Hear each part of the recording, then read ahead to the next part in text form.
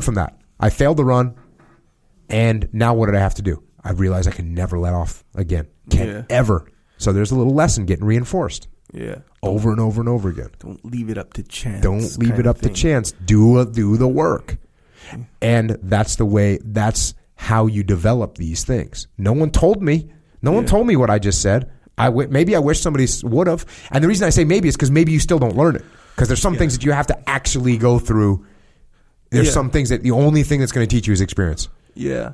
And even like these, you went through these things where the environment sort of provided these lessons, no matter how like overt or covert, they were like provided to you through the environment. Like, you know how like a farmer or something like this, someone who's sort of grew up just working hard as a way of life, you put them in another environment where working hard will show itself or whatever. They'll work hard. Yeah, because the environment sort of provided that or whatever.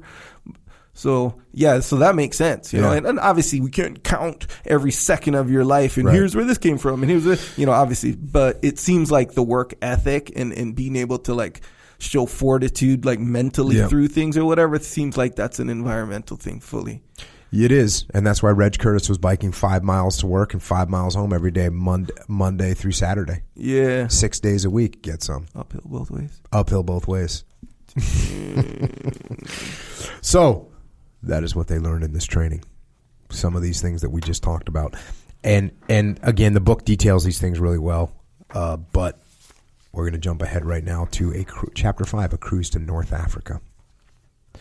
On the ship, I boarded, and after endless trudging along narrow passageways and up and down the steep stairs and gangways, I was directed to an area below the waterline aft of the ship. Soon after casting off, we learned that we were heading for Algiers, from where we would take part in a combined operation by Great Britain and the United States, codenamed Operation Torch. That's legit. You get on this ship to leave. You don't even know where you're going. You're just going to go get some. That's what you know. You know you're going to go get some. Moving forward here, they're on the ground. And again, I hate to skip these parts. This is a book you got to get, and I'll talk about how to get it at the end because it's not a normal book. We were informed that our objective was an enemy emergency airstrip close to a place called Souk El Arba in Tunisia. Along the way, we were attacked by 2 Me-109s, but these were successfully shot down by our escorts of Spitfires. Boom.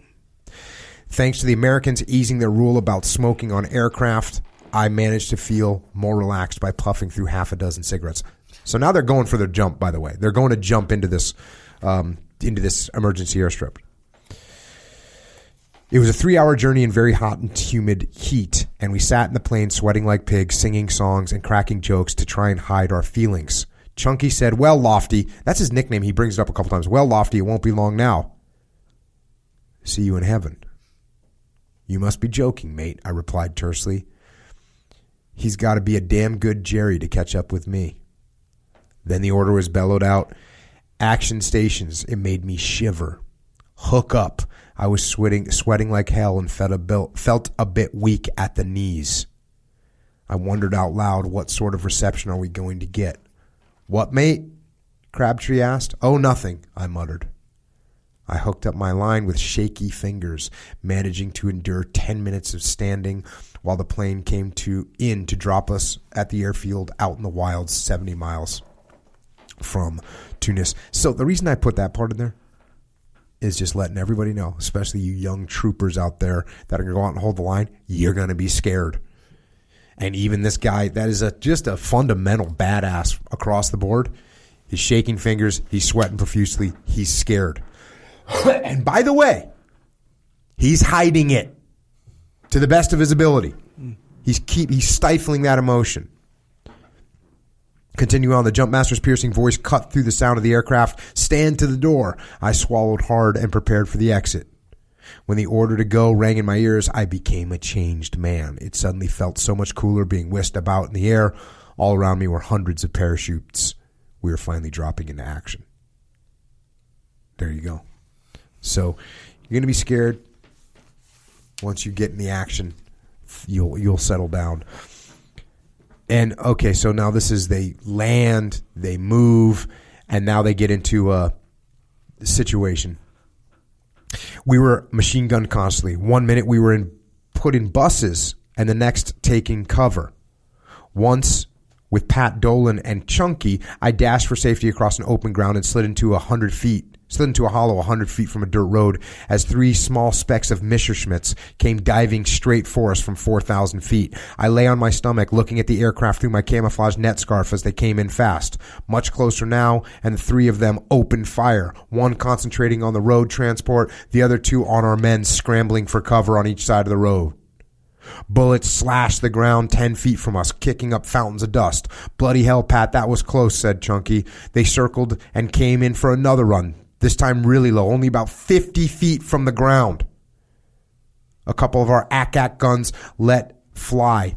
Jerry let rip, and muck seemed to be flying everywhere, mainly rock splinters and dust. As one aircraft clattered by, I saw quite plainly the pilot with a white scarf around his neck. "You fucking fool, you might have killed us," someone shouted, and then let out a bellowing laugh. Amazingly, after all that strafing, no one was seriously hurt, and only 2 of our vehicles were rendered unserviceable. As time went on, things continued to hot up, and the buses were soon abandoned in favor of foot slogging. So again, this is like a horrifying thing to think about, these Messerschmitt 109s coming down and strafing you with machine gun. This pushing forward a little bit in the book, there's another situation. Then they turned towards us. 3 Stuka dive bombers approaching us at about 5,000 feet. The sky was clear and visibility was good. It was most weird not knowing whether they were interested in us or were just passing.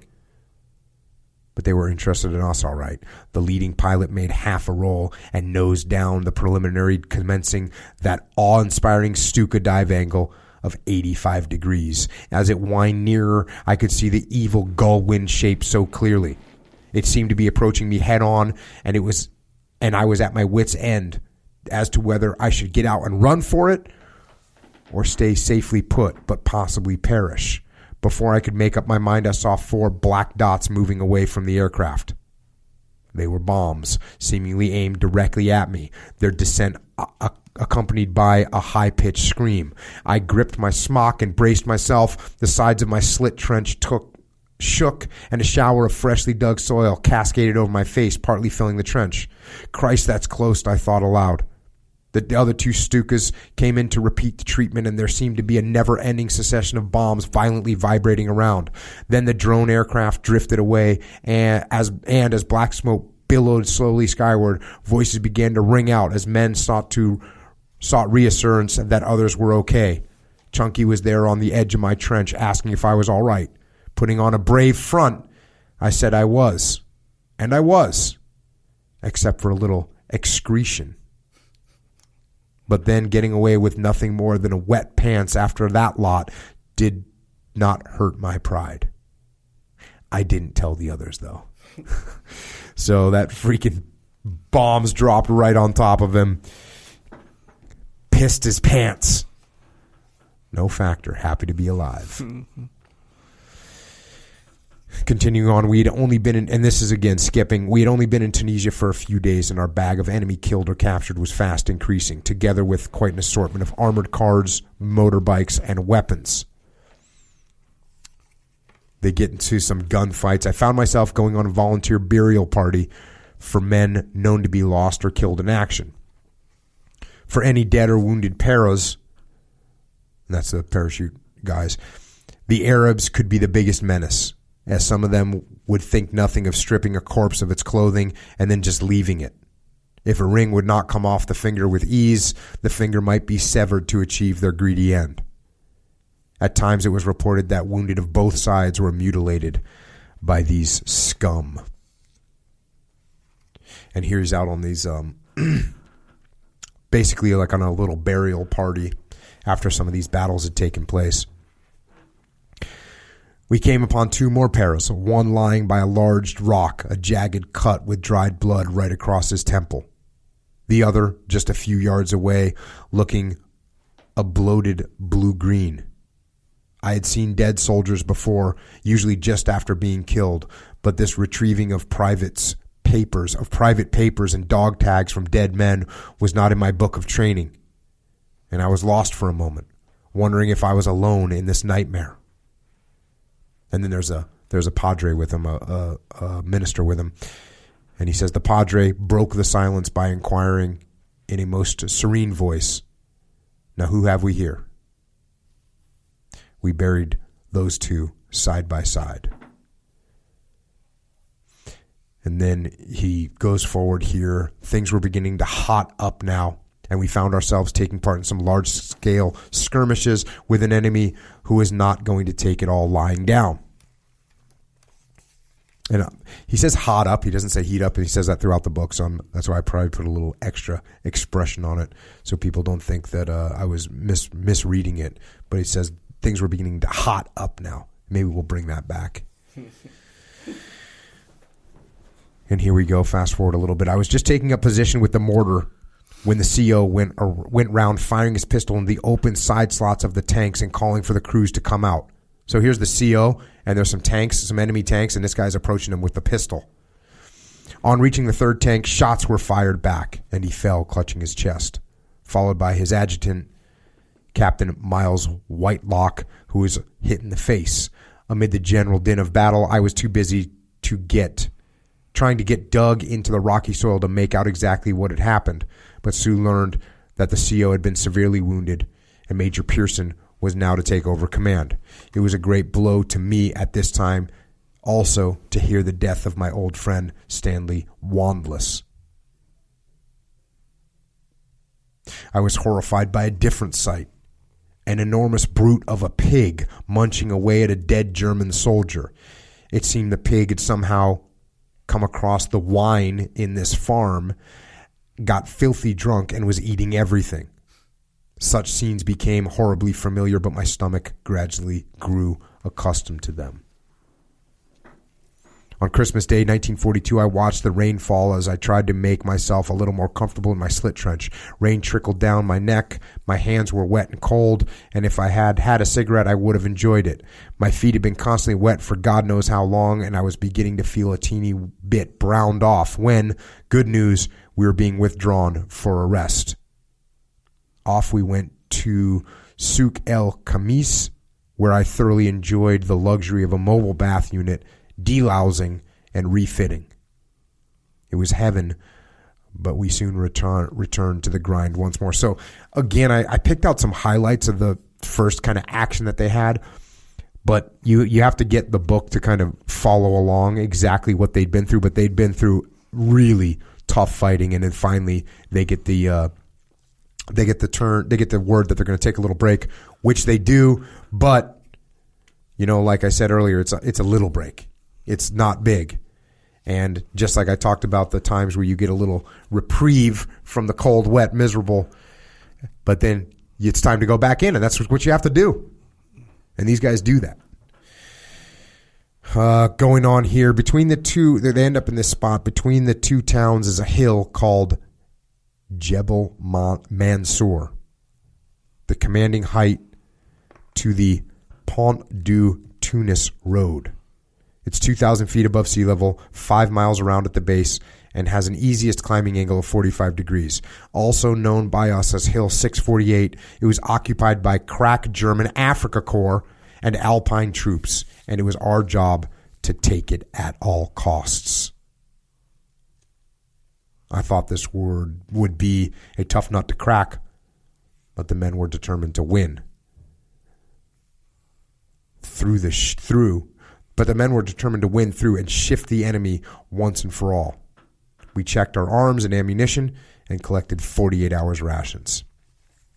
So there's this dominant high ground that they need to take, and it's got the Afrika Korps, who I talked about earlier. It's got the Alpine troops. These are really good German troops. And this point early in the war, this is when the German army, the German military was really, really good. I mean, later in the war, they were still good, but they suffered massive casualties, and they started having like little, younger troops, inexperienced troop, Hitler Youth, kids that were 14 years old out on the front lines getting after it. This is early in the war. These are experienced troops. These are the troops that were this is where, the Prussian roots of military genius are showing through in these troops, and this is it. This is